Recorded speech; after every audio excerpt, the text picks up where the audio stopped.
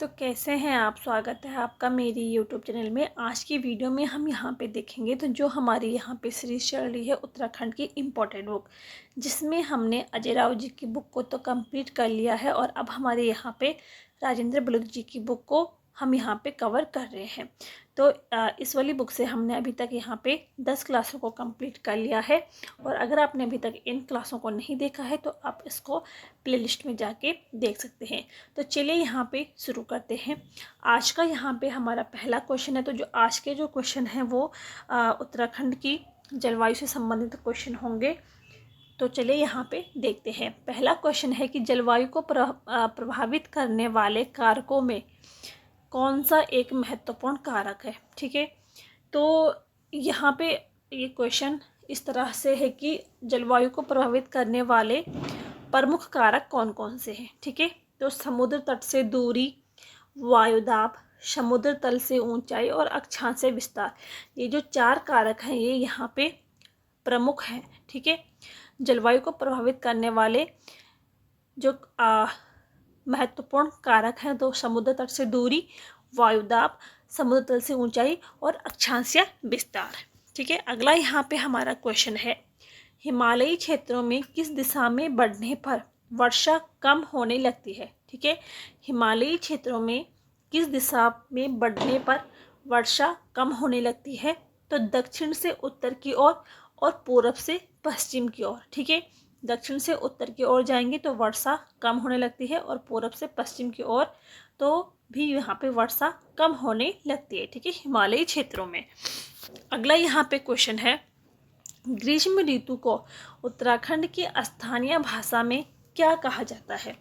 तो जो ग्रीष्म ऋतु है इसको उत्तराखंड में स्थानीय भाषा में रोड़ी या खरसों इसको कहा जाता है। इम्पोर्टेंट है, ये क्वेश्चन एक बार बन चुका है। अगला यहाँ पे हमारा क्वेश्चन है, ग्रीष्म काल के दौरान उत्तराखंड में किस प्रकार की दशाएं पाई जाती हैं। ठीक है, तो ग्रीष्म काल में उत्तराखंड में किस प्रकार की दशाएं पाई जाती हैं। तो ये पाई जाती हैं उष्ण कटिबंधीय दशाएं। अगला यहाँ पे हमारा क्वेश्चन है, राज्य में तूफानों के लिए क्या कहा जाता है। तो उत्तराखंड में जब तूफान आते हैं तो उसको क्या कहा जाता है, स्थानीय भाषा में क्या कहा जाता है। तो उसको ओडल या ओडाल उसको कहा जाता है। इसको यहाँ पे ध्यान में रखना है। अगला हमारा क्वेश्चन है, वर्षा ऋतु को स्थानीय भाषा में क्या कहते हैं। ठीक है, वर्षा ऋतु को स्थानीय भाषा में तो इसको कहा जाता है बसगाल या चौमासा इसको बोला जाता है। अगला यहाँ पे हमारा क्वेश्चन है, किस स्थान को कुमाऊं का चेरापूंजी कहा जाता है। तो कुमाऊं का चेरापूंजी कहते हैं चंपावत का सूखी ढांग क्षेत्र। देखो चेरापूंजी जो है ये उत्तराखंड में 3 हैं, तो कौन कौन से हैं इसको भी हम यहाँ पे देख लेते हैं। तो उत्तराखंड का चेरापूंजी कहा जाता है नरेंद्र नगर को। ठीक है, कुमाऊं का चेरापूंजी कहा जाता है चंपावत के सूखी ढांग क्षेत्र को कुमाऊं का चेरापूंजी कहा जाता है। और गढ़वाल का चेरापूंजी किसे कहा जाता है। तो गोपेश्वर में जो मंडल घाटी है, ठीक है, गोपेश्वर की मंडल घाटी को गढ़वाल का चेरापूंजी कहा जाता है। ठीक है, उत्तराखंड का चेरापूंजी नरेंद्र नगर, कुमाऊं का चेरापूंजी तो चंपावत का सूखी ढांग और गढ़वाल का चेरापूंजी तो यहाँ पे मंडल घाटी। ठीक है, मंडल घाटी गोपेश्वर इसको ये चेरापूंजी है। तो उत्तराखंड का कुमाऊं और गढ़वाल का इसको हमने यहाँ पे देख लिया है। नेक्स्ट हमारा यहाँ पे क्वेश्चन है, उत्तराखंड राज्य का सबसे गर्म व सबसे ठंडा महीना है क्रमशः। ठीक है, तो सबसे गर्म जून का महीना होता है और सबसे ठंडा महीना जनवरी का होता है उत्तराखंड में। अगला हमारा यहाँ पे क्वेश्चन है, शीत ऋतु को उत्तराखंड की स्थानीय भाषा में क्या कहा जाता है। तो शीत ऋतु को यानी कि सर्दियों के मौसम को स्थानीय भाषा में क्या कहा जाता है। तो उसको यहाँ पे यून कहा जाता है। अगला जो क्वेश्चन है, उत्तराखंड में किस मौसमी घटना से शीत ऋतु में ओलों की भी वर्षा होती है। ठीक है, तो ये कब होती है, किस वजह से होती है। तो पश्चिमी चक्रवात से। ठीक है, यानी कि जो पश्चिमी विक्षोभ के कारण यहाँ पे ओलों की भी वर्षा होती है। अगला यहाँ पे हमारा क्वेश्चन है 3000 से 4200 मीटर तक की ऊंचाई पर कौन सी जलवायु पाई जाती है। देखो इसके पिछली वाली जो वीडियो थी उसमें हमने राज्य की जलवायु का एक क्वेश्चन देखा था, जिसमें राज्य को कितने जलवायु क्षेत्रों में बांटा गया है। तो राज्य को 6 जलवायु क्षेत्रों में बांटा गया है। किसके द्वारा बांटा गया है? तो डॉक्टर एस.सी. खरकवार ने बांटा है। कौन कौन से हैं 6 जलवायु क्षेत्र? तो एक है यहाँ पे उपोष्ण जलवायु, ठीक है। दूसरी नंबर पे है गर्म शीतोष्ण जलवायु, फिर शीत शीतोष्ण जलवायु, एल्पाइन जलवायु, हिमानी जलवायु, और एक और यहाँ पे क्षेत्र बनाया गया है शीत शुष्क जलवायु। तो इन 6 क्षेत्रों में उत्तराखंड की जलवायु को बांटा गया है। तो यहाँ पे क्वेश्चन है कि 3000 से 4200 मीटर तक की ऊंचाई पर कौन सी जलवायु पाई जाती है। तो इसका यहाँ पे राइट आंसर हो जाएगा एल्पाइन जलवायु, ठीक है। एल्पाइन जो जलवायु है ये 3000 से लेकर 4200 यानी कि 4200 मीटर तक की ऊंचाई पे पाई जाती है।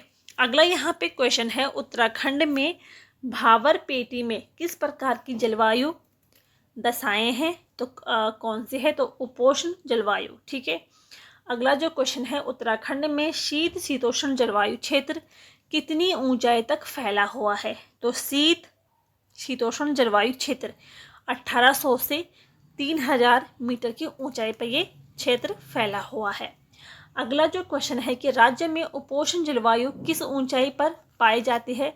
तो उपोष्ण जलवायु जो है ये 900 मीटर तक की ऊंचाई पे पाई जाती है, ठीक है। अगला हमारा क्वेश्चन है उत्तराखंड राज्य के संदर्भ में उच्च हिमालय के कितने मीटर ऊंचाई से अधिक का क्षेत्र सदैव हिमाच्छादित रहता है।